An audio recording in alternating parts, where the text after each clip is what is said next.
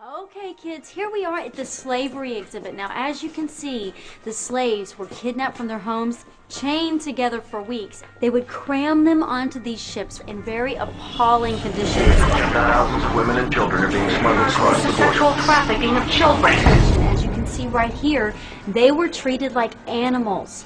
They worked all day long for no pay. In sweatshops raided by police. Children forced into slave labor. Some of the slave masters were very cruel. They whipped them and they beat them, as you can see in some of these pictures. Torture and assault can be brutal, even fatal.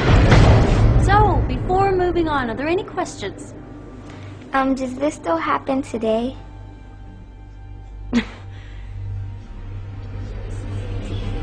We return to this prophecy that at the end of history there will be slavery. The greatest slavery of all is not the slavery which is behind us, but the slavery which is ahead of us. Can you tell which of these children was not born free? Can you tell which of these children was not born equal? Can you tell which of these children does not deserve to be treated with dignity?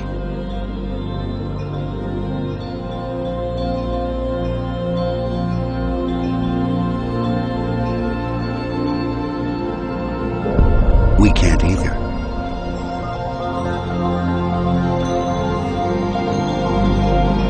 What they're doing. Let's bear in mind, we are all equal. If we are all equal, who has the right to make any demands upon you? Who has the right to do anything to command you, demand you, put orders on you?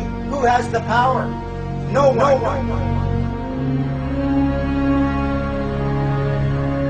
How are you going to get people to change? Small acts of defiance, he says. I'm like, what do you mean by that? Never make a scene, just left him. Said that I didn't want to be part of his revolution, that I didn't want to see him again. But he phones me, tells me he misses me, wants to see me. So I do. I see him again. I got him all wrong, because what he's doing isn't bad. You have to look at the bigger picture. What's good for everyone. When you try to understand the world, one of the first things you'll see is that there are many structures of control that keep almost everyone in check and keep almost everyone repressed to some degree. And when people finally understand some of these structures of control, the first reaction is that they get very frustrated, and some people stay with that frustration for their entire lives. They just run around complaining about the system being fixed against them, and there's nothing anyone can do about it. Personal freedom is something that only you are responsible for, and if you ever stop working for it, you'll lose it. Let me tell you why you're here. You're here because you know something. What you know you can't explain, but you feel it. You felt it your entire life, that there's something wrong with the world. You don't know what it is, but it's there, like a splinter in your mind, driving you mad. It is this feeling that has brought you to me. Do you know what I'm talking about? The Matrix. Do you want to know what it is? The Matrix is everywhere. It is all around us. Even now, in this very room. You can see it when you look out your window or when you turn on your television. You can feel it when you go to work, when you go to church, when you pay your taxes. It is the world that has been pulled over your eyes to blind you from the truth. What truth? That you are a slave, Neo. Like everyone else, you were born into bondage. born into a prison that you cannot smell or taste or touch. A prison for your mind.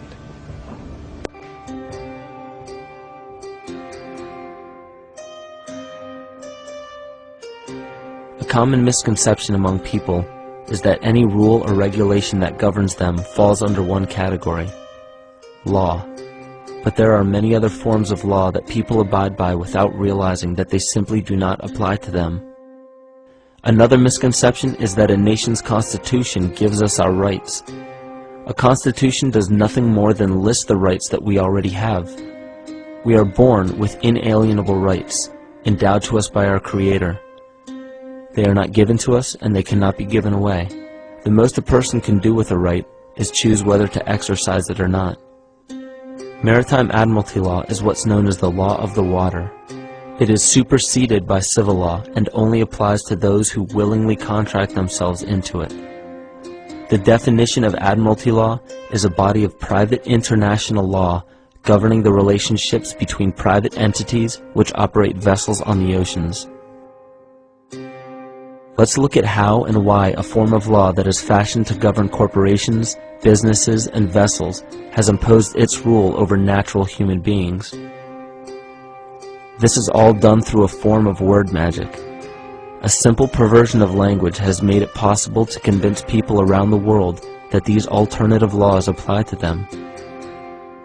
One of the predominant beliefs in modern culture is that licenses, permits, registrations, and other forms of documentation are required to operate motor vehicles, use public roads, build structures and establishments, engage in free enterprise, and much more.